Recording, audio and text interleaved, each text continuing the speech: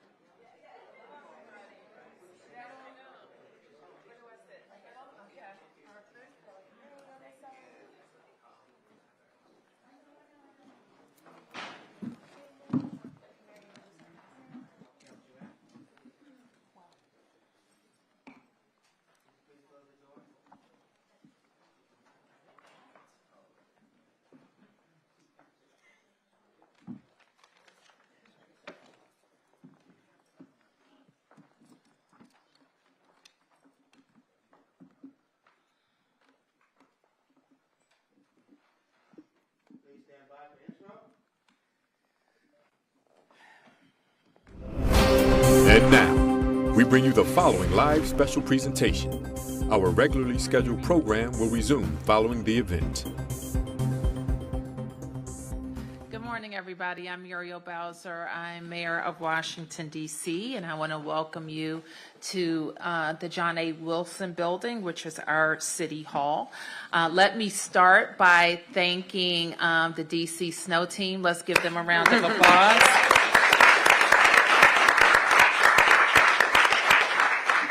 I was very happy to get here on Blacktop all the way, and let's just tell our little ones now, enjoy the snow, because you will be going to school tomorrow. But in all seriousness, our DDOT crews, our DPW crews, our DGS crews have been at work all night, making sure that we can be safe. So we're very grateful to them. I'm also joined by Deputy Mayor Nina Albert and the Director of the DC Housing and Community Development Agency, Colleen Green, as well as our guests who Nina will introduce. And today we are here to talk about the DC housing ecosystem. We were together some weeks back talking about the challenges facing our housing ecosystem, and most specifically our affordable housing ecosystem. So we will update you on some solutions that we have put in place in the fall, and we will talk you through legislation that I'm introducing to the and then we'll go over the progress that we have made since then. So when I became mayor, you know that, so this chart represents the progress that we've made over the past decade. We've invested more per capita into affordable housing than any other jurisdiction in the nation, and we should all be very proud of that. Those investments have allowed us to create 15,000 affordable units in that time. That's a big number as well. And the 15,000 units are affordable. The total, including market rate, is closer to 49,000 new units of housing. And by adding all those units, we were able to blunt the rise in housing costs, keeping DC's increase at about half the national average. That's important to remember as well. We said we wanted to build more housing, and more housing would drive down cost, and that's what we saw. We could have had a much steeper increase in housing but for these actions. And as a result of those investments and policies, 32,000 more DC residents are living in affordable housing today compared to 10 years ago.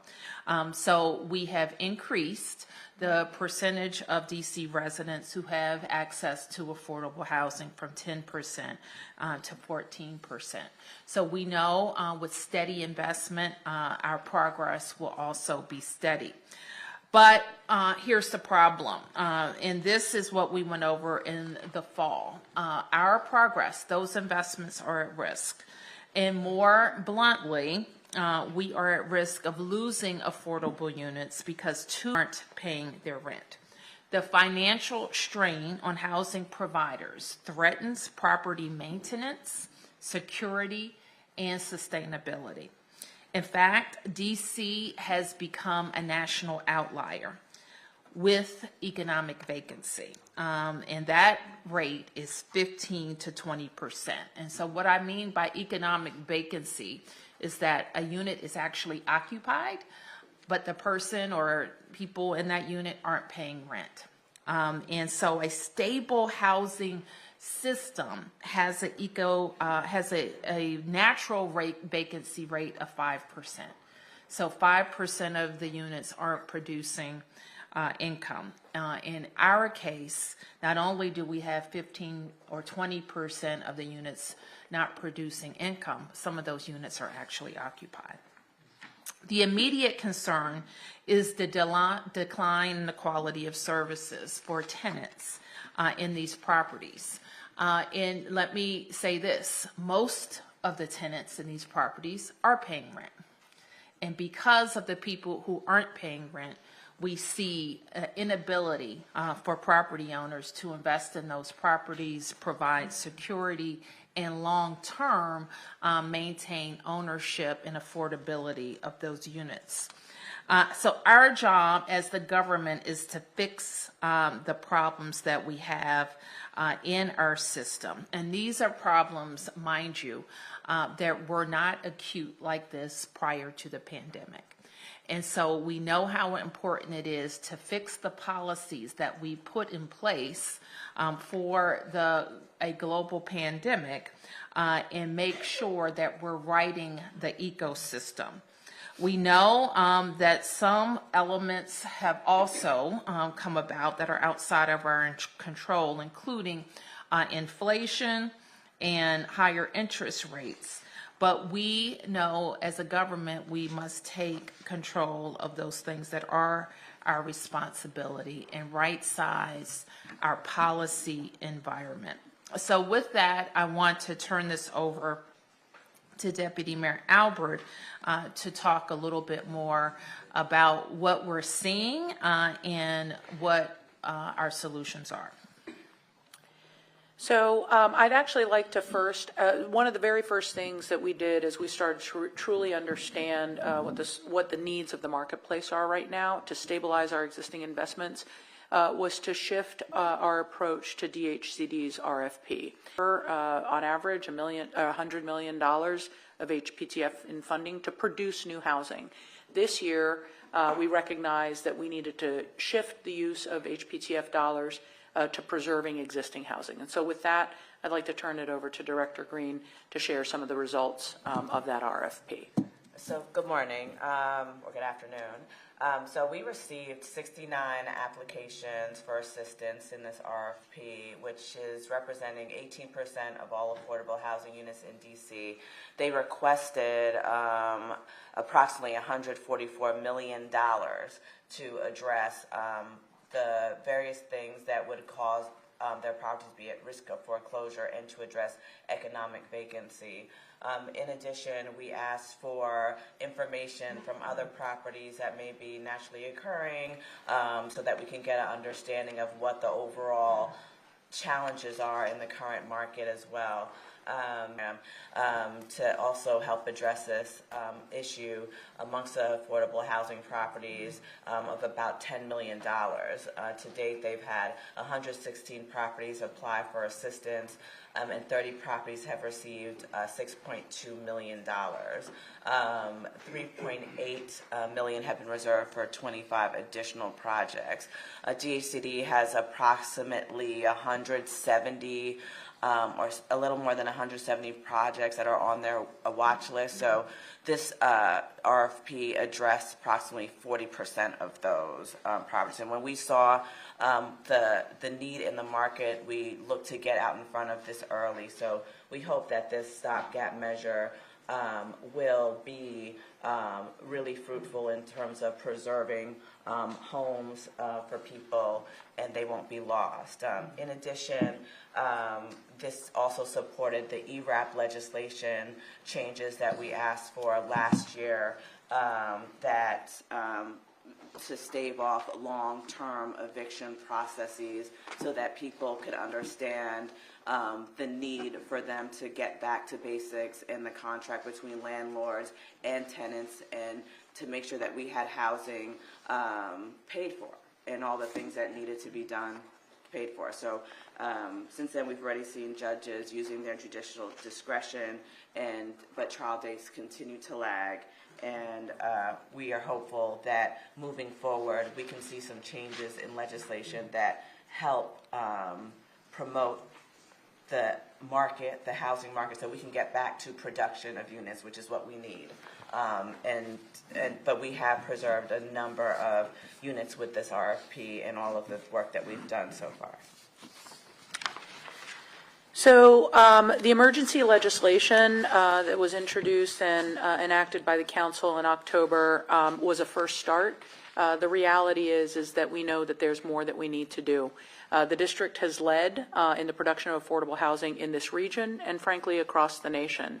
And so it's important for us to be able to navigate through the current market conditions so that we can get back to the place that we were at, which is producing more affordable housing and producing more market rate housing as well so that our economy can grow. So what we are looking to do under the Rental Act, rebalancing expectations for neighbors, tenants, and landlords, is a piece of comprehensive legislation. So as I walk through it, might feel a little bit, here and there, touching different pieces of the ecosystem to make sure that we are continuing to be efficient so that we can protect, first and foremost, our existing affordable marketplace. We also want to be able to strengthen our local housing ecosystem. And then lastly, we have been a leader in affordable housing, and we want to continue to be a leader because that represents our values and this administration's priorities. So I've broken this up into two basic categories just to simplify things. Number one, what we are trying to do with this legislation is protect our existing affordable marketplace. And so first and foremost, we want to make permanent the provisions of the emergency legislation. So it got passed with a resounding majority. We would like it to be made permanent. So that's number one. An extension of what the emergency ERAP legislation was doing was really to inform the court process. So we are adding some amendments that are about streamlining the court process. And what we are trying to do, as you read through the legislation, is to modify the different notice timelines and provisions to be consistent with pre-pandemic timelines, and also to be consistent with what the nation is doing. So on average, the eviction timeline and process, all told, is about 6 months. In the District of Columbia, we are now nearing 24 months. And what we want to do, the purpose is not to increase evictions. That is not the purpose. The purpose is to bring the tenant and the landlord to the table earlier and faster. This allows workouts to occur, and this allows for a real dialogue and to address the tenant's issues as to why they're not able to pay. So that is an important piece of this legislation. We also want to make sure that we can strengthen the ability of landlords for the protection of the tenants in their building, that if there is a single tenant that has been arrested or convicted of a violent crime, that there is an expedited process for eviction. I was asked a question earlier about whether or not somebody who was convicted would lose their vouchers. There's an escalating process for that situation. So multiple measures are put in place to protect either the person who's arrested and convicted, but most importantly, or as importantly, for the other tenants that are in the building.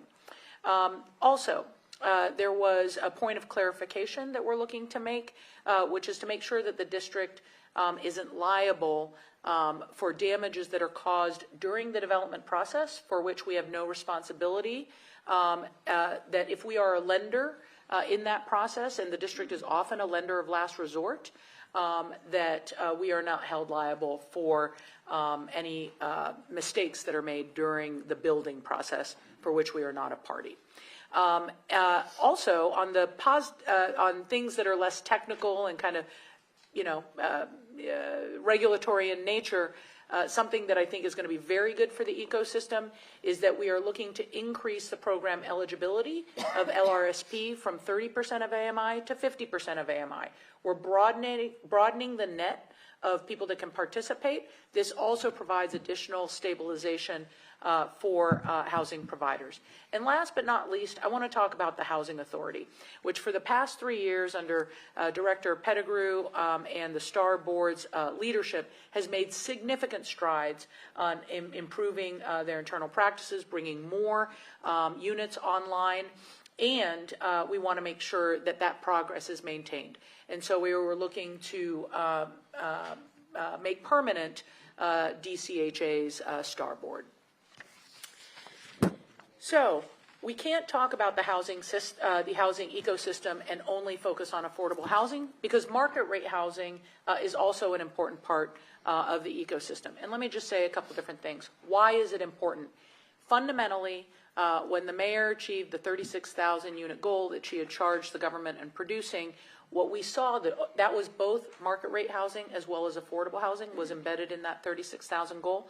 What we saw, and the mayor said it, a slowing of rent increases across the marketplace. That is so incredibly important that we continue to produce more supply at all, in all categories, market rate and affordable. However, what we're seeing is the drop in the green line. We have always been a leader in this region in production of affordable housing. We've always led. So our green line has always been above what the region has produced. But you can see recently how that green line is dropping significantly. And we are noticing that we have fewer housing permits being started with the Department of Buildings. So that means that there is an inherent change in the marketplace where even market rate units are not being invested in. Why is that? We'll go to the next slide. It's because we think that there's a combination of complexities. As a result, some of this is a little bit technical and not that interesting. But first of all, there's some technical measures that this is in the middle, the maximizing impact of affordable housing. We're trying to make some technical changes that clarify some amendments that were made to how DHCD administers the LIHTC program. We want to make sure that that clarity is provided, again, so that investors have the clarity that they need to continue to invest here. We're also looking to restore DHCD's authority to acquire and reposition vacant properties.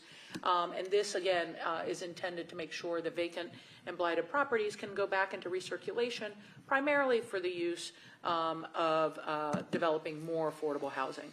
And then last but not least, this has been long talked about and a subject of quite significant debate, is TOPA.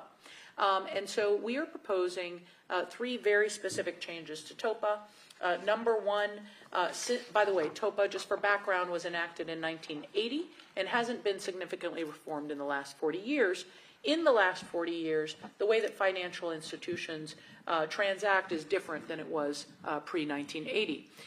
So, number one, we are preserving and not changing the process or the rights of low and moderate income tenants to acquire property. Okay, so there are no changes to that.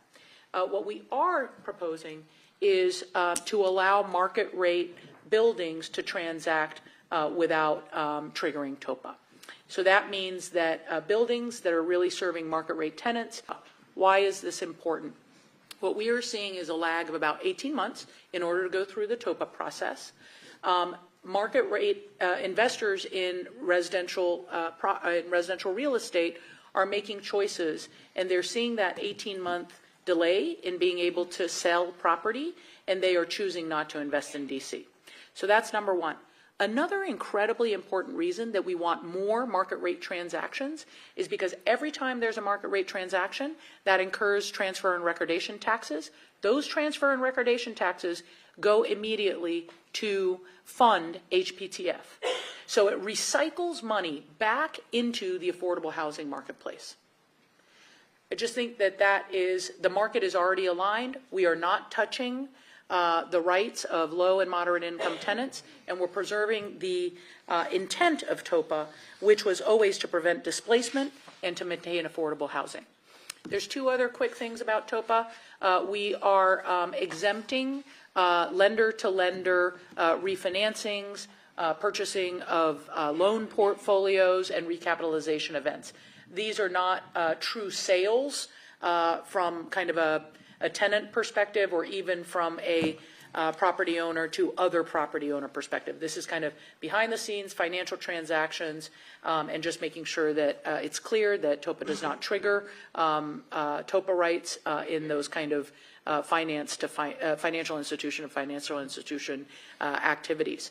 And then last but not least, we think it's really important that a tenant is notified before they sign their lease whether or not the building that they're moving into has an exemption from TOPA or if it continues to have TOPA rights. And so a tenant can make a choice up front whether or not to move into that building. So with that, we've shared a lot of different information with you. We believe that this bill is an important step in making sure that the district continues to be a great place to invest, that our economy continues to grow, and that our residents have quality and affordable housing. And with that, Mayor, I'll turn it back over to you. Well, thank you for that, and I want to thank everyone who's come to talk about where we are, how the government, lenders, affordable housing providers are all playing a part in making sure that we're preserving the units that we've already invested in, and we get back to, as Nina said, to positive production. And that's going to take a lot of investment. What I'm very proud of is that when we've come to the council and when we've gone out to DC residents to talk about how important it is to make these investments, we've agreed as a city that it remains one of our top priorities to preserve and produce affordable housing in the district. So the things that we're doing right now are so necessary to kind of stop what we've seen happen over the last several years, but also position ourselves for more investment for producing affordable housing in the years to come. So I'm just grateful for all the work that everybody has done, and I'm interested in the conversation. So we're just going to do something new. We have invited a number of providers to the table. The reason we think it's important to invite this group of tremendous women, may I say, to the table is because they are managing, developing, investing in affordable housing all over the country, and they are highly regarded and respected contributors to housing. So I'm going to ask each one of them a question. I'm going to start with Janine Lind. Janine, you are the president of Community Development Division of Enterprise Community Partners. Enterprise is a not-for-profit housing developer, one of the largest in the U.S., as well as a capital provider to other developers. So here's my question for you, which is, could you just share your observations about how conditions have changed in D.C. Compared to whether or not you're seeing the same dynamics across the country? Thank you, Deputy Mayor Albert and Mayor Bowser and Director Green for having us here. Again, I'm Janine Lind, President of Enterprise Community Development, a division of Enterprise Community Partners, and we are the largest mission-focused affordable housing provider in the region. And Enterprise overall serves a lot of developers across the nation. In my 30-plus years of doing this work across the country, I've never seen anything like what we're experiencing in D.C. COVID affected all of us across the country, but the impacts continue to be felt very deeply here, more so than anywhere else when I talk to my colleagues nationally. And what is really unique here in the district is that you've heard the mayor say this, first and foremost, our rent collections are at an all-time low. And to put that in perspective, for enterprise community development, in 2021, we were on average running an annual $1.3 million in unpaid rent across our 17 properties in the district. Very manageable for us to work through and continue to work with our residents. In 2024, last year, that was over $7 million. That becomes unsustainable for the projects to really bear. 20% of our residents are not paying their rent, and at some of the properties, it's as high as 50%. In other parts of the region, Maryland, Virginia, and Pennsylvania, where we have properties, we are collecting, on average, 96 cents to the dollar for every rent dollar owed. And that is very consistent with what we're seeing across the nation in other parts of this country and other states. Secondly, resident engagement when they face in hardship doesn't exist today anymore. Pre-COVID time, we engage actively with our residents to find the supports that they need. We are not just housers. We provide communities, keep our residents housed, and that is still important to us today. But today, many of our residents are non-responsive. And when previously the court systems helped us facilitate that, they don't today. And we don't see that issue anywhere else in the country. The court system isn't that bottleneck or that challenge to work through. And for us, we will continue to work with our residents, and at the same time, it's compounded with them not doing their recertifications if they have a Section 8 voucher. So it's not just their rent that's not collected, but also the subsidy doesn't come to the properties anymore. Thirdly, on the development front, the traditional tax credit housing investment risk for us at Enterprise Community Development and other developers, because we have projects out there that we acquired, naturally preserving affordable housing communities that we wanted to redevelop and make affordable in perpetuity that are now on hold. And we don't have the funding to be able to actually redevelop these communities, which puts them at risk.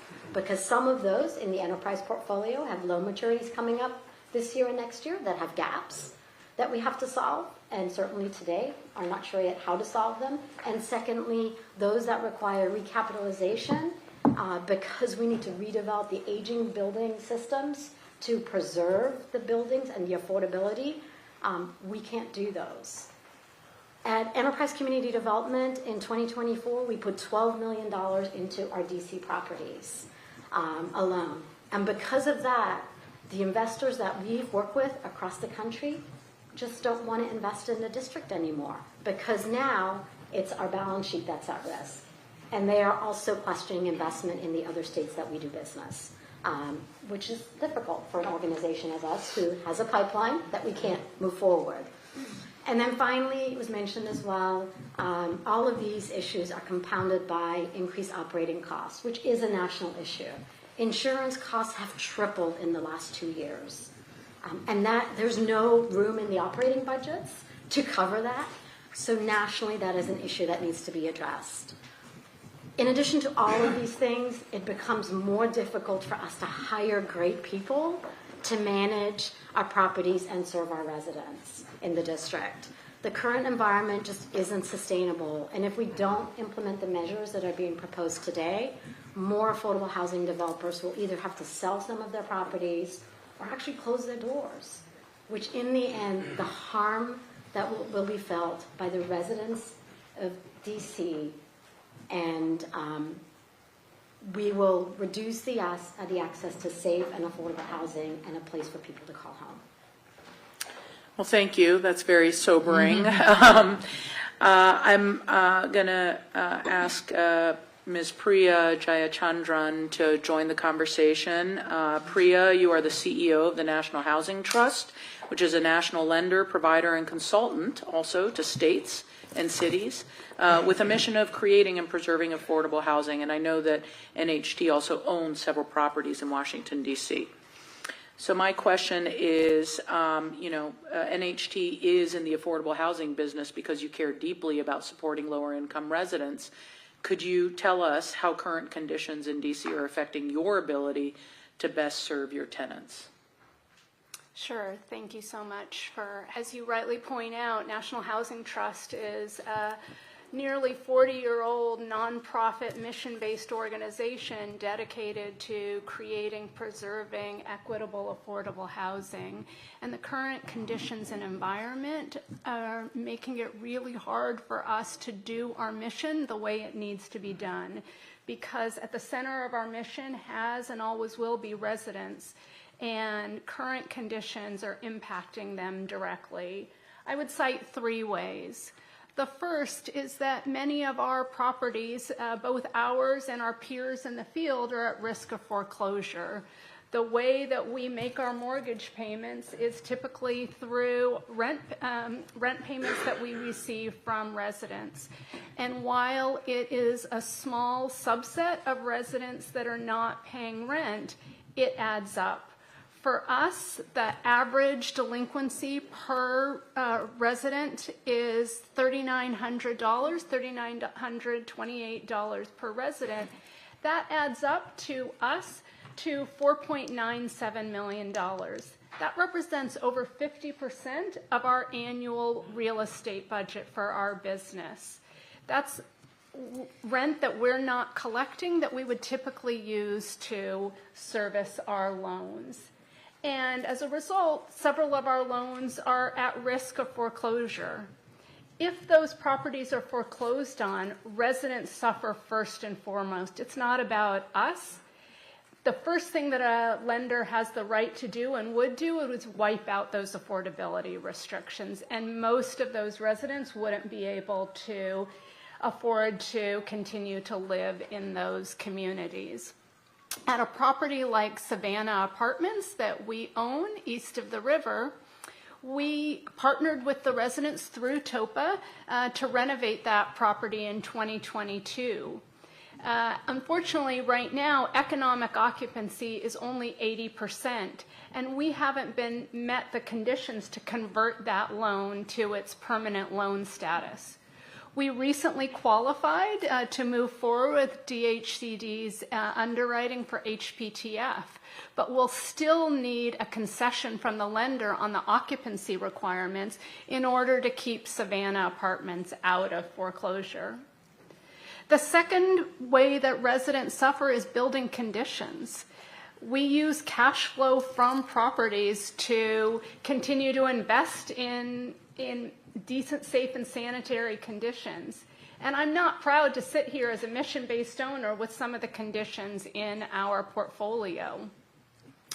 With arrearages of $4.7 million, that means that not only are we not collecting rent, but we've got this deficit that we're carrying that affects every part of our business, and we can't do the normal maintenance that any real estate, any affordable home needs. And at properties like Galen Terrace, a Section 8 community that we own east of the river, we've got water penetration, we've got lights in the parking lot that are out, we've got eroding surfaces and pavement, not to mention all of the deterioration in people's homes that we have no cash to deal with.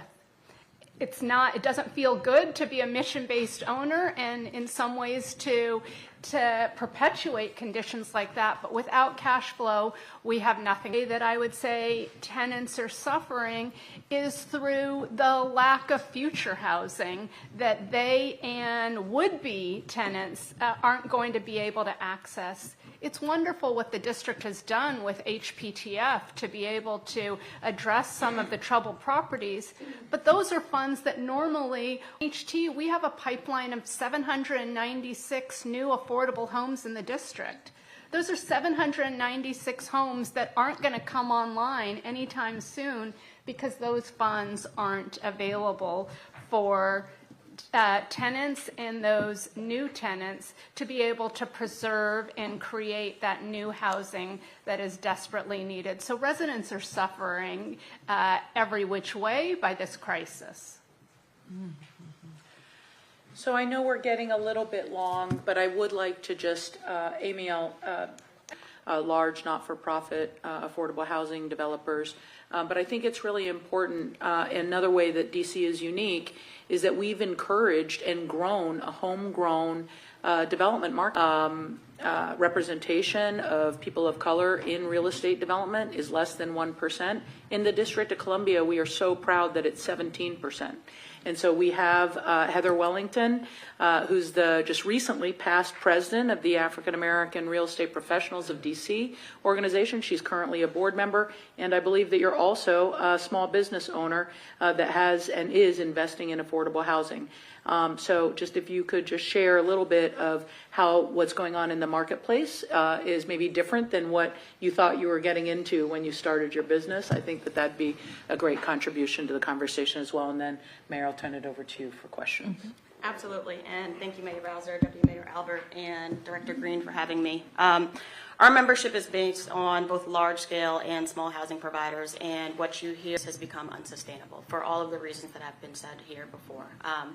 First, with rent collections, if you are a small-scale housing provider, and we're talking about your neighbors, we're talking about generational Washingtonians, we're talking about individuals that have started small businesses and rely on their mortgage to rely on rent collections to pay their mortgage, whereas there's a misconception it's just, free cash flow that's coming to them. So the duration of rent collection issues that are between 12 months to 14 months is more unsustainable to a smaller housing provider, because that term where they can bear that debt is more significant, and as well as just the court process in general with problem tenants that they need to resolve with, where they used to have a partner, and it's a system that's bogged down. So what we're hearing from our smaller providers that they're forced to look to selling, which isn't what they want to do. They take pride in providing housing for their DC residents. They take pride in living in our communities. They take pride in being a landlord that's a neighbor to their residents. So while you hear that these providers are forced to sell the buildings, and those buildings are being sold and potentially becoming market rate, and they're being pushed out of the communities themselves. So their pain is it's tenfold for a larger developer, because they're just not able to saddle it the way that not saying that the larger developers can, but the smaller developers are bearing a very hard brunt. I'm one of those, and they just want to continue to be members of the community and provide housing. Thank you. Mayor? Well, you've heard some firsthand observations about real life affordable housing operations in the district and the impact on current operations and future development. So that's what the Rental Act is focused on. We're advancing it to the council, and we're asking the council to turn their urgent attention to it. So with that, we can take a few press questions. Yes. Peace and blessings, Mayor Bowser. Thank you. My first question concerns the liability issue. So with the appellate court, of course, saying and citing previous cases saying that DC is liable as a lender, and with the council sort of jumping ahead and sort of mitigating that, what recourse or what avenues are available to people who go into houses that are unstructurally unsound and want to hold somebody accountable? If the district is still contributing money to projects that are not structurally sound and residents can't live in, how is the district to be held accountable? Do you want to talk about that? Sure. The district, this hasn't really been an issue until just recently, and it relates specifically, it results from a case, May versus Riverside Apartments, so Talbot Street, which is a situation that's been covered significantly in the news. So the district has, and frankly, governments that participate and are responsible for issuing low-income housing tax credits. The tax credit program provide other financing to projects. Remember that if the government is investing in a project, it's typically the lender of last resort. We're closing a gap after all other financial options are exhausted. And so as a lender, just like all other lenders, we don't typically and have liability for if the development process has resulted in some sort of building failure, right? Those are two different processes. When a developer, a general contractor, an architect, and all the engineers, they all are licensed and bonded. There's also another layer of protection that is an insurance policy or set of insurance policies after the building is in operation. That typically is a set of protections for the tenants that exist. If a tenant is experiencing bad conditions in their building or concerning conditions, there is a process in the district to report to DOB, to report to DHCD, so that there can be measures taken to ensure tenant safety. But the district assuming liability of a third party's development is not something that we can withstand, because it would freeze and stop our ability to invest in projects, and we don't want that to happen.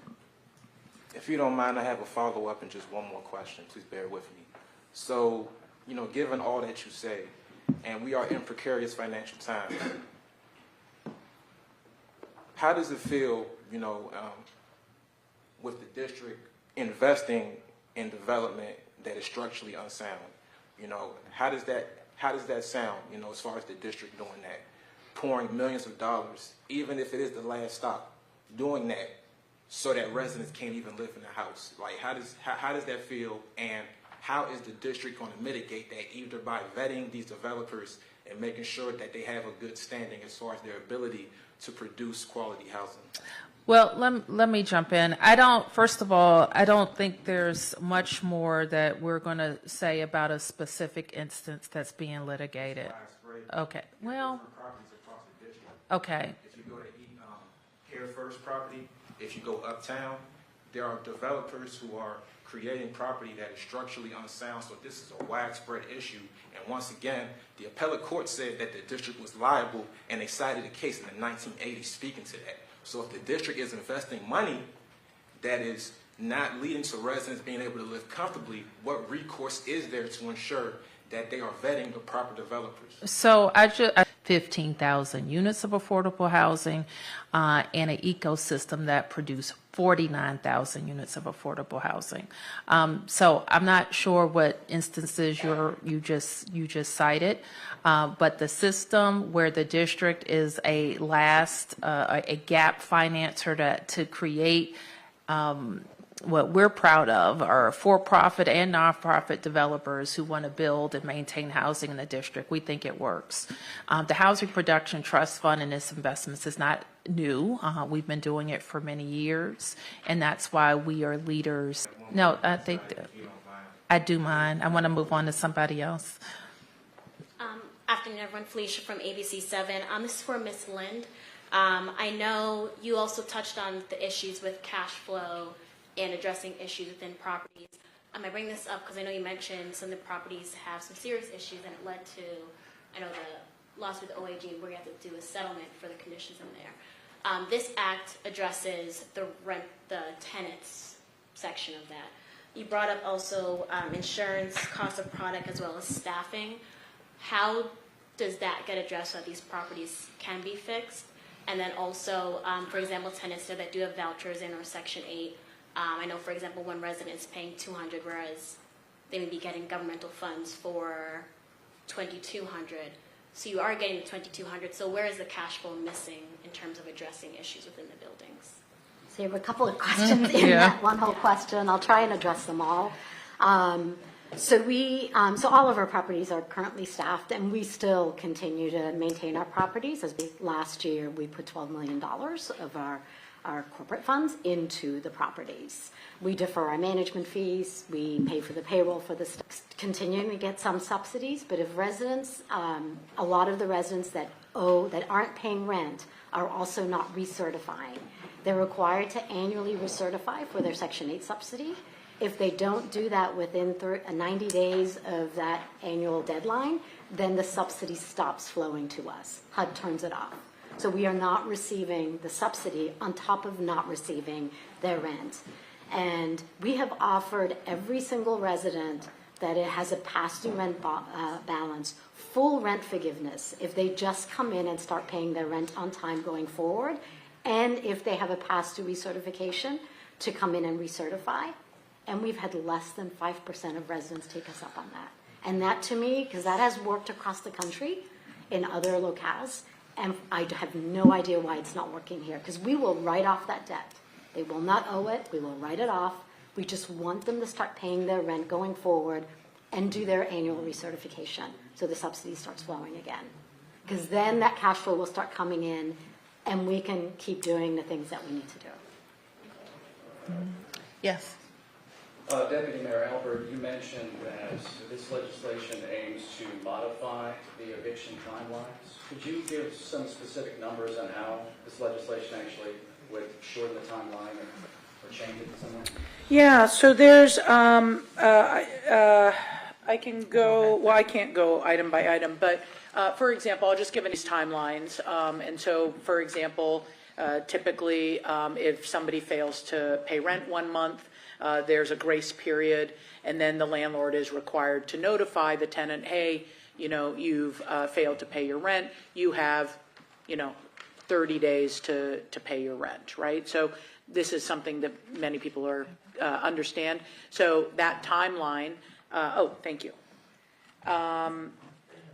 So that timeline is something that is legislated. And so what we are looking to do, and then there's an escalation process for notifications, right? So if a tenant doesn't respond or isn't able to pay rent, then there's another notice period. So there's multiple notice periods. There's also a notice period that landlord is required to comply with once the courts respond, right? So all of these things in combination, there's multiple notices, I'd say probably 8 in total, that in the district's current process add up to approximately a year.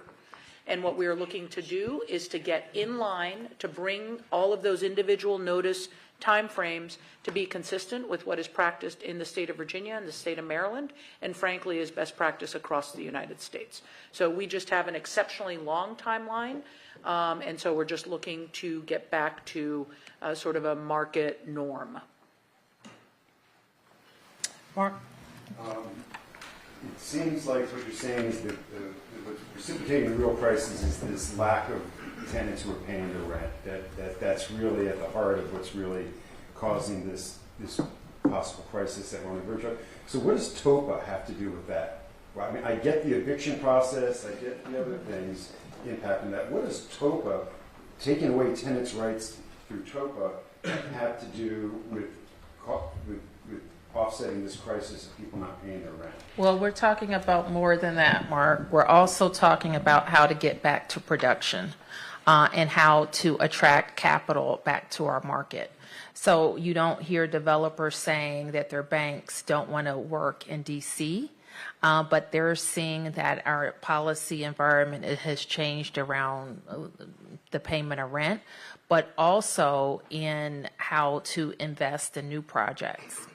And then my second question is, the legislation lessens a lot of the rights that tenants have and enhances the rights that landlords have. I'm wondering, what tenants did you have at the table? It seems clear that you had landlords, the industry was at the table. They're at the table right now. But what tenant advocates, what tenants did you have as part of this discussion when you were formulating this legislation, which again greatly erodes the rights that tenants have in the district right now? I wouldn't say that this greatly erodes rights. No, it restores the relationship between landlord and tenant that existed prior to emergency laws that were put in place during COVID. So it actually resets the environment that always existed in the district.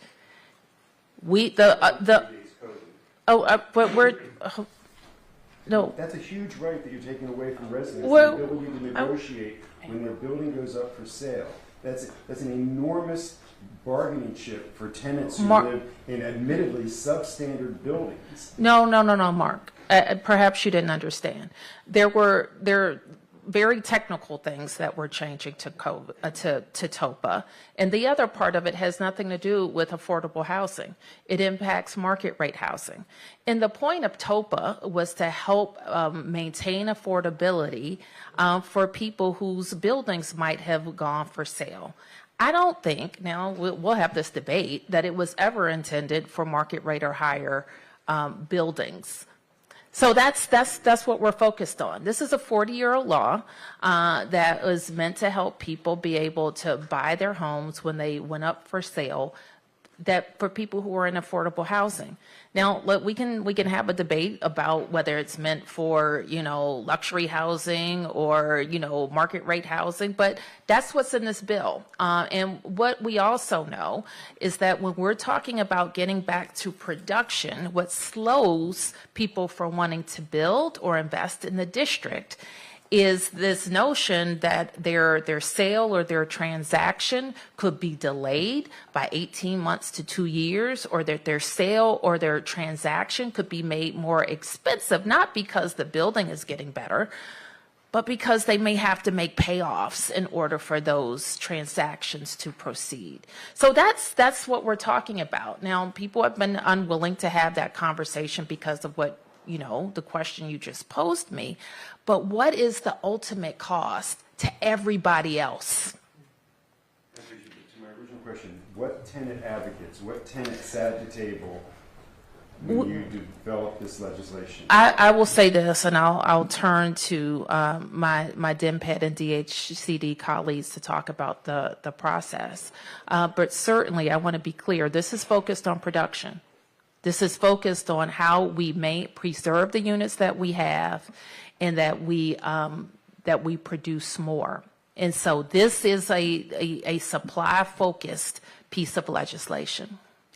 And I can just say this conversation about how to address TOPA and modernize TOPA has been in conversation for over a year. And we've had a number of stakeholders at the table, including stakeholders that represent tenant organizations, community organizations, nonprofits, for-profits, and had some serious conversations about what needed to happen. So, sure, some of them are sitting in this room. So CNHED, we've had DCBIA, they all represent tenant organizations as well. We've also had a number of other tenant organizations that they brought to the table. So we've heard from everybody on it. And in fact, let me just say, and then I'll turn to you, and thank you for, a bit of history. If we want to get more history, in my first year in 2015, I established the Affordable Housing Strike Force. And in that discussion, there was always a discussion on how to modernize TOPA that included housing providers, council members, and tenant advocates. So this has been a long and much discussed modernization. Can I just say, I want to correct any misunderstanding. We are not changing TOPA and the rights of low and moderate income renters. It's staying exactly the same. If you are a low and moderate income renter, you will have the right to acquire your property according to TOPA rules. The council in our housing in downtown and other programs that are really aimed at market rate production, as the mayor said, those we've already exempted TOPA from market rate housing. And that is what we are proposing here today, is to make that more across the board, because in the production of more market rate housing, you keep and stem the rise of rental costs across the district, and you also continue to generate income that goes to HPTF so that we can produce more affordable housing. So we are not touching or altering the rights of lower and moderate income renters who might want to purchase their units. Okay. Thank you. I have two questions. One, if the bill passes, what is the plan for communicating the changes to tenants? Oh, I think that there will be widespread communication. And Mayor Bowser, obviously, this bill would change the eviction process back to, like you said, pre-pandemic, and also make some additional changes tenants are way more successful in eviction cases if they have access to an attorney. What's your commitment in the budget to the Access to Justice Fund, in concert with this bill? I've made no commitments to any funding in the budget, and I don't intend to until I present the budget.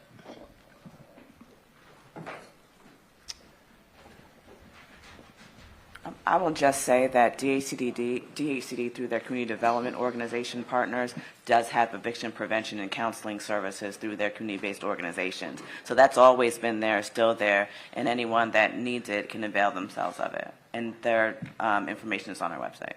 Thank you. Ben Peters with Washington Business Journal. It seems to me like the emergency legislation approved last year was designed to address many of the issues that this bill is also designed to address. I'm wondering if maybe that didn't work as intended, and if that's the reason that these issues are being revisited, or if, or kind of why this is being done now and didn't happen back then with the emergency legislation. Well, the emergency was always singularly focused on ERAP, and we said at the time that we would have a more comprehensive piece of legislation.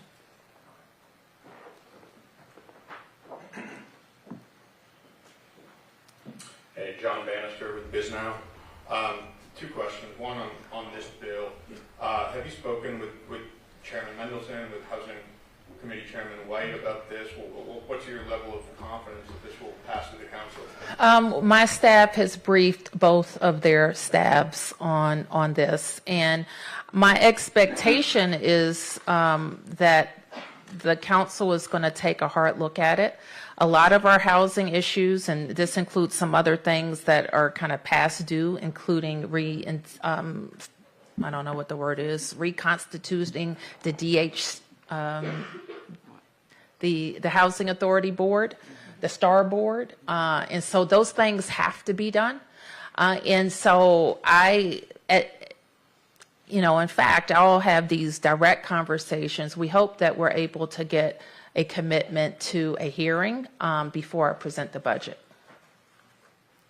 Yeah, and then in the budget, are you planning to, what DHCD is awarding now, specifically to buildings that weren't eligible under this latest round? There's a lot of, naturally occurring affordable housing that haven't received prior subsidy, but are still facing, 15 to 20% economic vacancy, as you say. So are you considering proposing funding to help stabilize those buildings? Well, as I told your colleague, I don't talk about my budget at this stage. Yes. Yes, Mayor or Ms. Albert. I was just wondering, we all have heard about President Trump's executive orders that have placed restrictions on certain federal funding for a whole variety of programs, and some of those are targeting people based on their gender identity or so-called transgender stuff. I'm just wondering whether do you see any potential threat of a cutback in federal funds for any of the city's housing programs if a potential housing provider might discriminate against someone based on their gender identity? Kind of going through my mind of the executive orders that have come out, and also the Biden executive orders that were rolled back. So my team, we're keeping a running list of those areas of concern. So I think that the transgender community is right to be concerned about policies in all sectors, as we are. But as we encounter specific policies, then we will raise them. Yes. Two questions. So for the low-income affordable housing tenants who engage TOPA, what resources will be provided to them so they can successfully navigate that process? And my second question is in regards to the eviction process. My understanding was that back in October, when the legislation passed, there was a provision added that would give deference to domestic violence survivors. So what are the conversations around that? Does the process, as the legislation currently outlines, does it work in favor, or does it provide some leeway for domestic violence survivors who are, obviously going through important things. Colleen, can you talk about the TOPA? So with regard to regime? TOPA, we do provide assistance through several community-based organizations, and that will help tenants navigate the TOPA process. We fund those advocates as well as people that provide technical assistance around TOPA. So those are also available on our website, and we provide funding for that. So any group or organization of tenants that are interested in TOPA process can avail themselves of those services. The last part of your question again? Oh, yeah. I don't think there's any change, but I don't think there's any change. That's not our intent. All right. Thank you, everybody.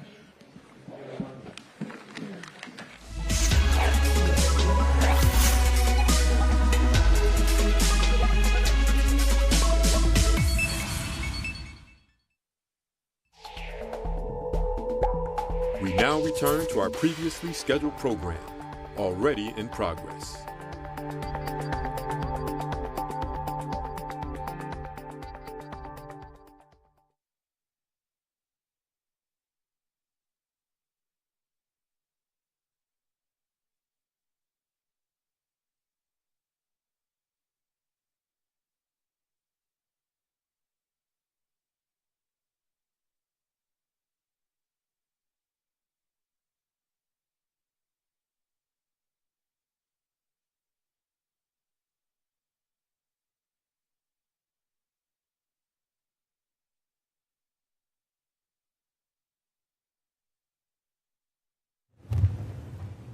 Yeah, come on, going up. I got to keep it open. Yeah. You still coming here, right? You still coming here, right? Yeah. Yeah. Okay.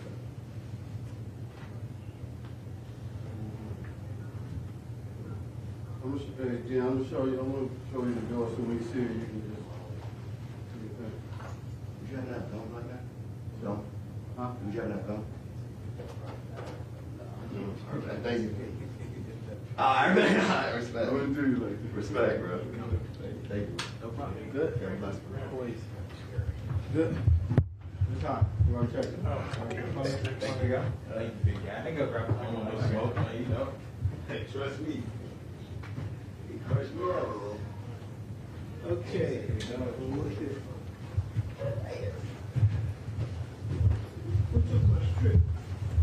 under the thing.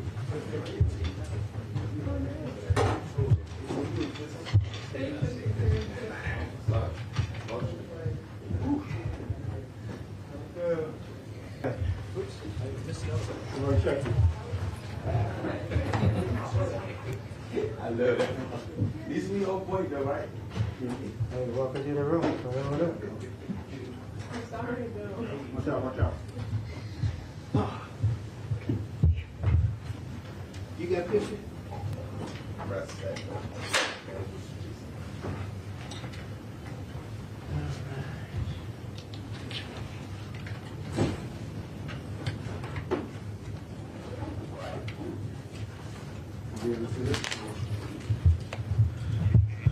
Everybody need a balance? Okay,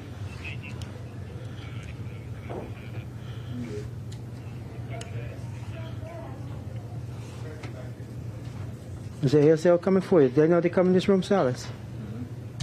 Yeah. They do know, right? Do they know they come in this room, ASL? I would follow up on that. Okay. Thank you. Good.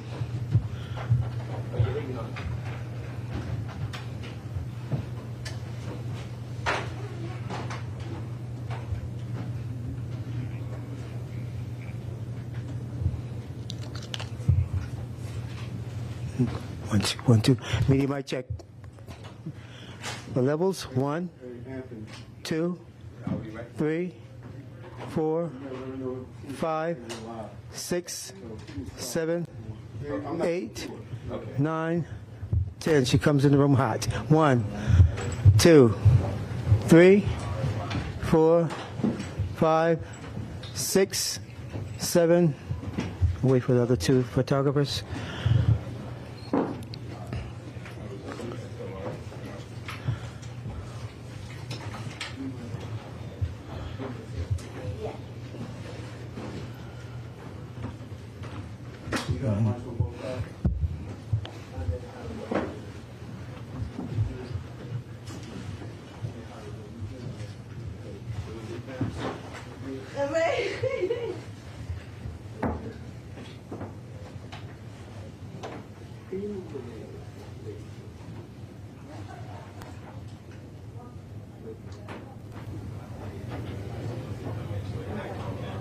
Sounds good. Are we ready, guys? We gotta go back here. Can we open this a little bit more for the minute?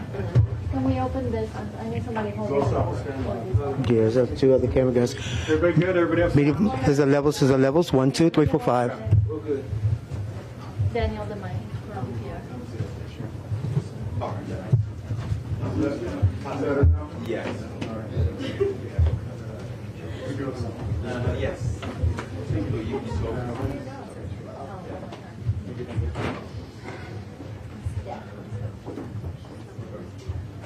We ready? Okay, we're ready, guys. I'll be right back.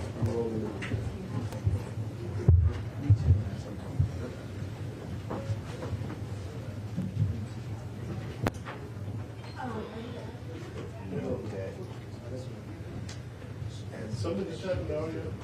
Somebody else on the strap. Just a quick 5 count. Test. Everybody good? Yes? No.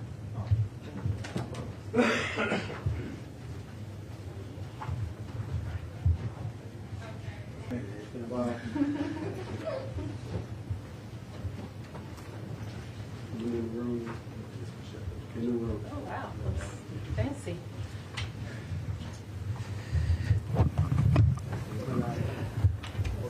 Waiting for our team. You can come up, Colleen.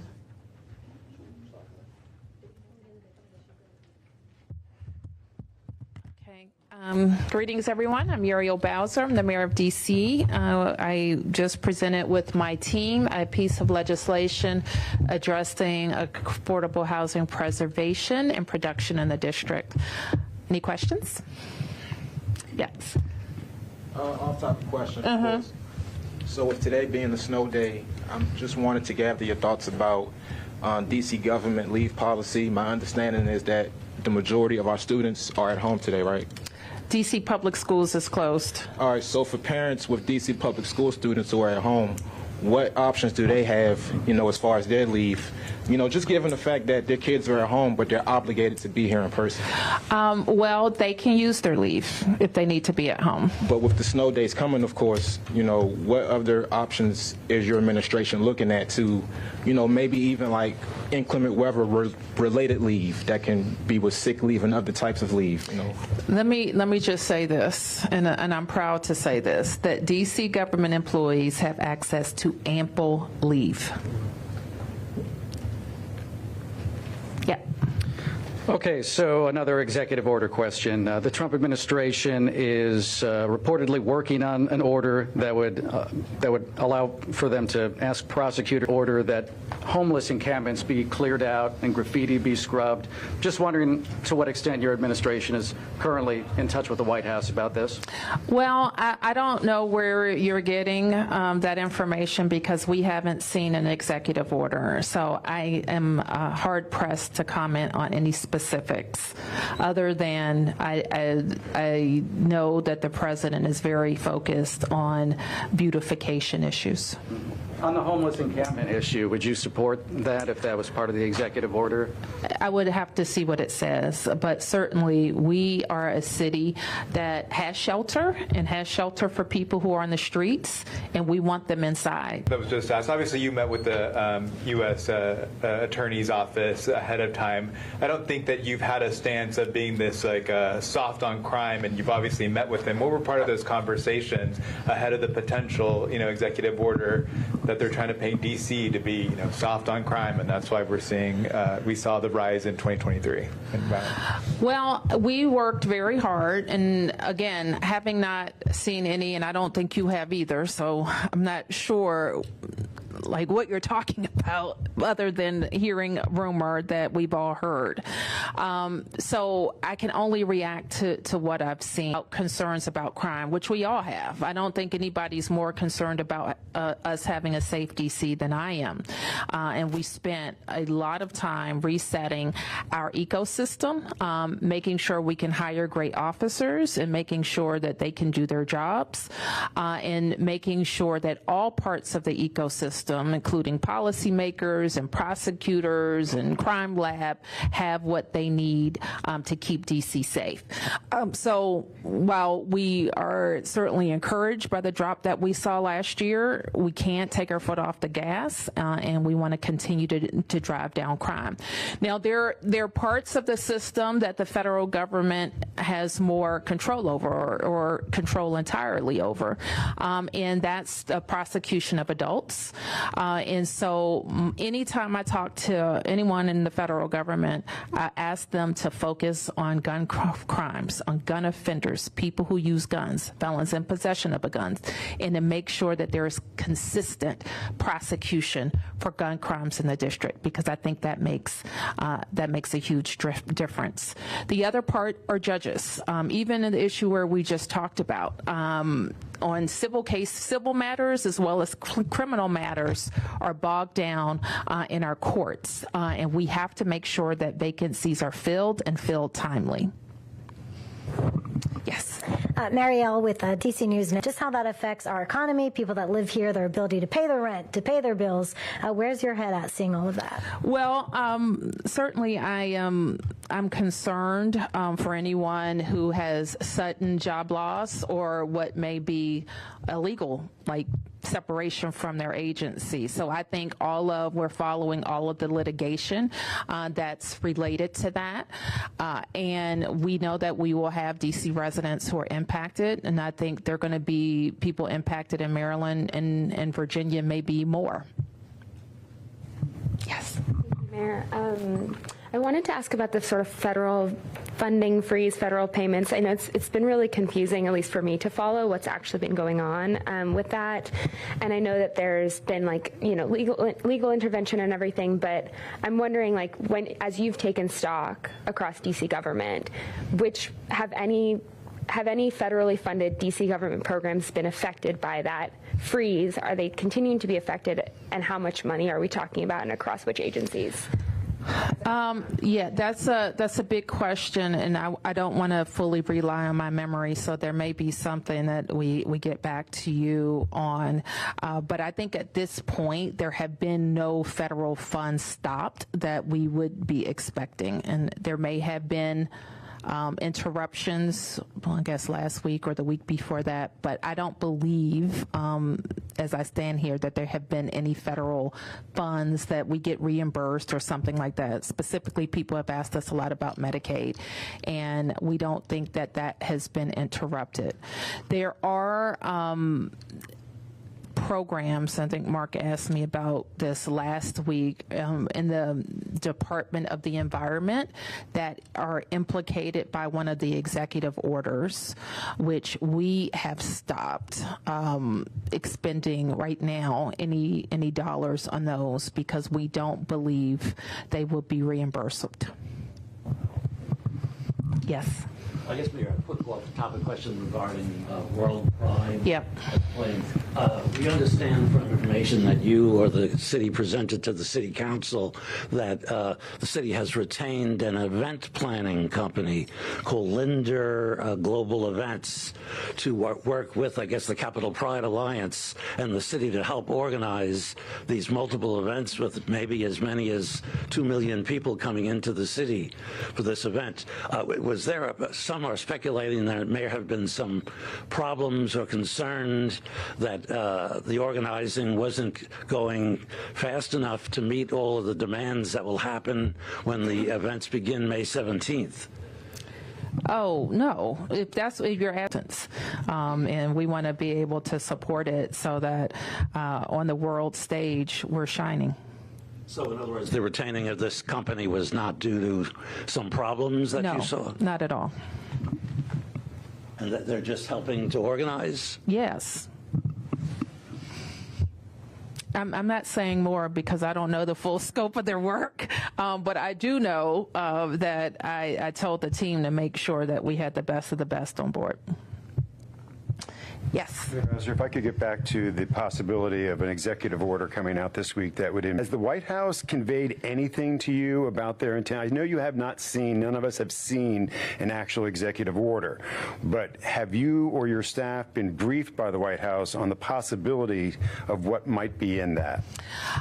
Mark, that we haven't seen it, and we have had a briefing that I would call at the 30,000-foot level, and I'm not sure if it was complete. So that's why I have asked to see anything that they would move related to the district, and they have committed to working through. I mean, you characterize it as a rumor. No, I characterize what people are talking about in it as a rumor. That is I can't tell you anything. So what will you do? I mean, if we compartmentalize, we look at homelessness. There has long been a divide between federal property and D.C. property. We look no further than underneath the Whitehorse Freeway, where there's fencing up around D.C. property to keep homeless out and not federal property. What will happen if the president signs an executive order mandating the removal of homeless encampments? If it specifies only federal land, would you participate in that? If it goes farther than that and says all of D.C., I mean, have the conversations gone that far down? No, and this is what I would say, Mark. We have our own protocols. We try to work with our residents to get them to a place where they want to come inside, and that's always been our strategy. We've also always worked with the federal government. Now, sometimes their policies have differed from ours. And they have not moved in the same way that we have. But even when they do address the federal parks, for example, they always work with us because it's also their intent to have people move inside. So is your understanding that they will continue to work with you on those types of issues, work with the city on those types of issues? That would certainly be my the ask that we make, because we want. I don't know that they really have the resources to get people to move inside. We have shelter and we have shelter space, and we want people to use it. Increasing penalties for some crimes, whether they be gun crimes or urinating in public, are these things that you think are enhancements to penalties that you would support? I haven't seen anything like that, Mark, so I can't talk about that. But what I do focus on is our police department's ability to deploy in a way that addresses violent crime. And they have to be able to do that. Those are the types of resources that we allow. Now, obviously, we're focused on quality of life issues as well. That's why last year we instituted the ability, and the council approved drug-free zones, which are addressing a lot of the type of behavior, this quality of life behavior that our residents have complained about and make them feel unsafe. And so we think the implementation of the drug-free zones has been a good tool that is supported by data that MPD has to address quality of life concerns. If I could you comment on the president's moves regarding the Kennedy Center? Do you have concerns of him taking over the Kennedy Center and impacting what programming could go on there? Let me say this about the Kennedy Center. You know, the mayor of the district is a member of the board, ex officio member of the board, as is the chancellor of public schools. In the last year, I have made it a point to personally attend the board meetings, and I just think the Kennedy Center operates at a very high level, and it attracts world-class programming and for all ages, which I think is important, and I think they're their vision for the reach has really experienced the Kennedy Center even more. So I think it would be, and I think now on top of it, David Rubenstein has been an amazing chair, both from his philanthropic commitments in bringing us the reach, but also his incredible management. So I think whatever transitions there are at the Kennedy Center, it has to be like at a, to replace the type of talent that has been there, it has to be at a very high level. Are you still a board member? Have you received any notification one way or another? I'm a board member by law, so the law would have to change for the district not to be on the board. So you have not received any notification from the White House to the contrary? Well, the law, like I said, the law would have to change. And no, I haven't. Thank you. Yes. And Mayor, any updates regarding the return to in-person working for federal workers? I know obviously we've had like snow days and stuff like that, but you've been you've been pushing for this. Any updates that we can provide of changes that we've seen in the city?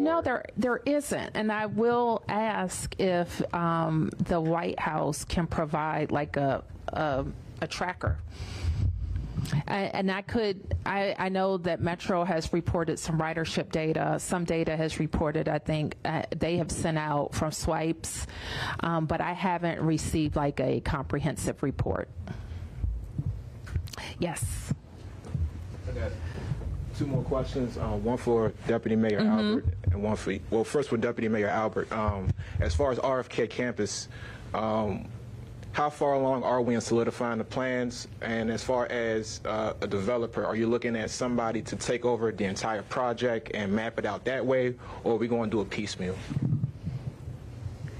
Well, we're just still working on that. We don't have a complete strategy yet, so we'll answer those questions at another time. And as far as the financing of a football stadium, is that something that's going to be on the D.C. taxpayers, or are we looking for private funding? We have a number of models, as I've said many, many times, including in the city, of different ways that we have built our stadiums, and we're looking at all of them. And last question, the Commission on Poverty, my understanding is that right now there are only 2 ward level members, one for Ward 5 and Ward 8. What is the timeline on filling that up so that the Commission can get its... Okay. Snow days. Yes. I think I know where this is going, and hopefully they won't be in school till the 4th of July. Right. Well, that's my question. Right now, if nothing is done, it would have extended from Tuesday, June 17th to Monday, June 23rd, with today being no school. I'm wondering if you or the Chancellor have plans to ask for a waiver for any of those days to move it back closer to the original June 17th. I don't know about that, Mark. I don't know about that, because that would be a lot of days of mislearning. So the Chancellor will have to get back to me on how or what we know, the Chancellor or the Superintendent. Actually, I think the Superintendent has to tell us what we need to do about the number of school days that have to be made. Thank you. Thank you. Thank you, everybody.